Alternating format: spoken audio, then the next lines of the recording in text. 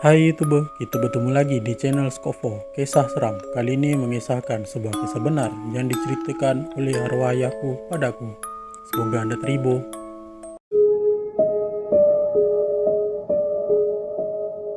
Sebelum kalian mulai video ini, silahkan klik tombol subscribe, komen, dan share agar kalian tidak ketinggalan video terbaru dari kami. Terima kasih. Ayahku adalah seorang pemandu teksi persendirian. Kerjaya sebagai seorang pemandu teksi ini bukanlah mudah sebenarnya. Ada saja rintangan yang terpaksa dihadapi. Salah satu contoh ialah kerenah pelanggan. Kursi tak empuk lah, aircon tak sejuk lah, warna kereta tak cantik lah, dan macam-macam lagi. Tapi demi untuk mencari sesuap nasi untuk aku dan keluarga, ayahku kuatkan juga semangat untuk menjadi seorang pemandu teksi. Nak dijadikan cerita, pada satu hari, seperti biasanya, ayahku akan memanaskan enjin teksinya sebelum keluar mencari pelanggan. Dan seperti biasa, aku dan ibu akan menunggu ayah di hadapan pintu rumah. Selepas aku dan ibu salam cium tangan ayah, ayah pun memasuki teksinya mencari pelanggan. Kami pun melambai ayah sehingga tiada lagi kelihatan teksinya. Pada masa ini, aku baru berusia 7 atau 8 tahun kalau tak silap lah. Ayah aku ni bawa teksinya di sekitar bandar Batu Pahat hingga kawasan Sempang Renggam saja. Tak adalah jauh sangat, tapi bolehlah. Kalau 2-3 kali ulang alik pun pernah juga.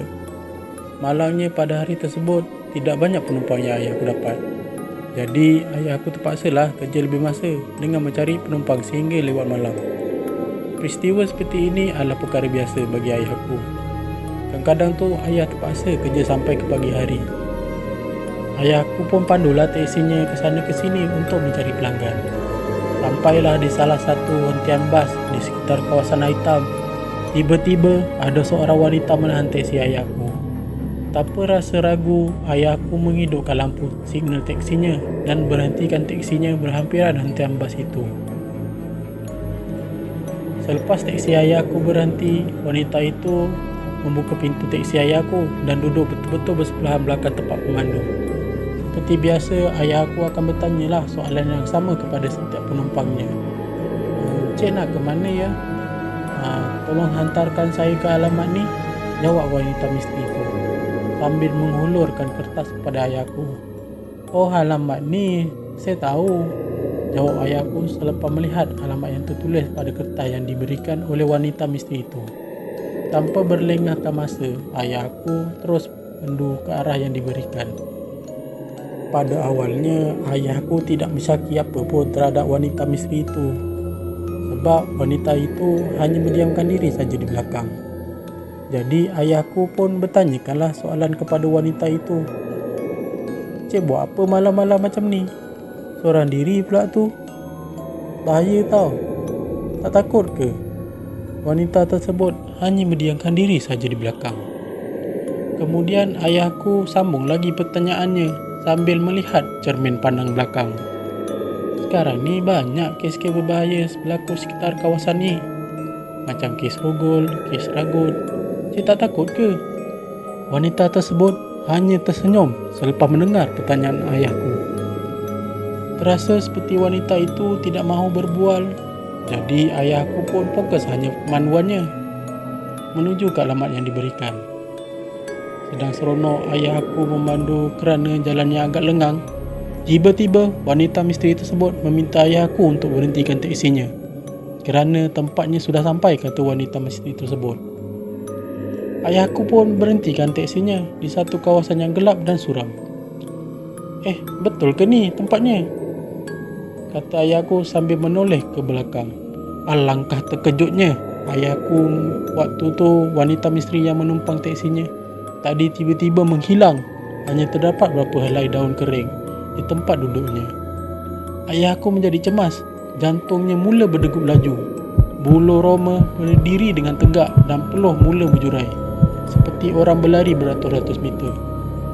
Tanpa berfikir panjang, ayahku terus menekan pedal minyak dan memandu teksinya meninggalkan kawasan tersebut. Pada keesokan paginya, ayahku pergi semula ke kawasan yang diberhentikan wanita misteri malam tadi dengan harapan apa yang berlaku tadi malam hanyalah sebuah penipuan orang tak nak bayar tambang teksi.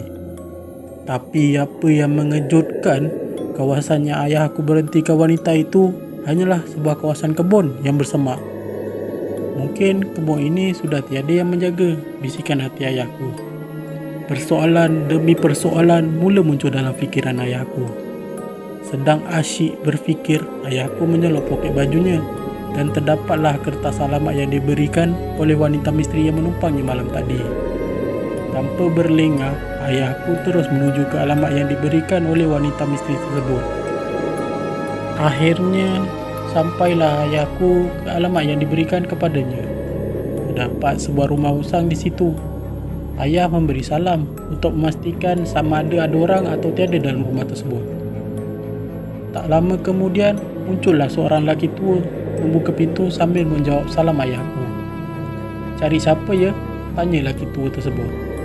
"Saya pun tak tahu, cuma malam tadi saya ada menumpangkan seorang wanita yang hendak ke alamat ni. Tapi di pertengahan jalan hendak ke sini, dia minta saya untuk berhenti dan tiba-tiba menghilang," jelas ayahku kepada lelaki tua tersebut. Lelaki tua tersebut terus menangis dan memeluk ayahku. "Sebenarnya saya ada anak perempuan, tapi sudah lama menghilang," kata lelaki tua tersebut. "Apa yang terjadi?" tanya ayahku. "Saya pun tak tahu. Terakhir kali dia kata hendak ke kedai dia hitam, tapi sampai sekarang tak balik-balik," jawab lelaki tua tu lagi. "Apa yang berlaku ni?" bisikan hati ayahku. "Boleh tak anak bawa pakcik ke tempat terakhir anak turunkan wanita malam semalam?" pinta lelaki tua itu kepada ayahku. Baiklah, saya bawa pakcik ke sana," jawab ayahku. Sebaik saja tiba di kawasan yang dimaksudkan, ayahku serta lelaki tua itu turun dari teksi. Di sinilah wanita misteri itu meminta saya untuk berhenti, jelas ayahku kepada lelaki tua tersebut. Lelaki tua itu terus menuju ke kawasan semak berhampiran. Ayahku pula mengikutinya daripada belakang. Tidak jauh masuk kawasan dalam semak itu, kami dikejutkan dengan satu longgakan tulang manusia dan beberapa cebisan kain. Melihat akan tulang dan cebisan kain itu, lelaki tua itu terus menangis dan sambil melutut berhampiran longgakan tulang dan cebisan kain tadi. Melihat apa yang terjadi, ayahku terus menelpon polis dan menceritakan apa yang terjadi. Tidak lama kemudian, polis pun tiba ke tempat kejadian. Longgakan tulang serta cebisan kain tadi diambil untuk disiasat. Ayahku dan lelaki tua itu juga disoal siasat mengenai bagaimana boleh jumpa dengan longgakan tulang dan cebisan kain tadi. Selepas selesai disiasat, tulang itu sah milik anak lelaki tua itu tadi dan mungkin sudah meninggal dalam beberapa minggu yang lalu. Tulang belulang tadi diambil dan dikebumikan dengan sempurna mengikut ajaran agama Islam. Semenjak kejadian itu, ayahku tidak lagi menemui wanita misteri tersebut ketika memandu teksinya di waktu malam. Rupanya kejadian seperti ini bukan kali pertama berlaku terhadap pemandu teksi. Banyak lagi kisah misteri yang mereka alami sebenarnya. Tapi untuk kali ini sampai sini saja ya. Jangan lupa nantikan video kami untuk mengetahui kisah-kisah seram yang lain.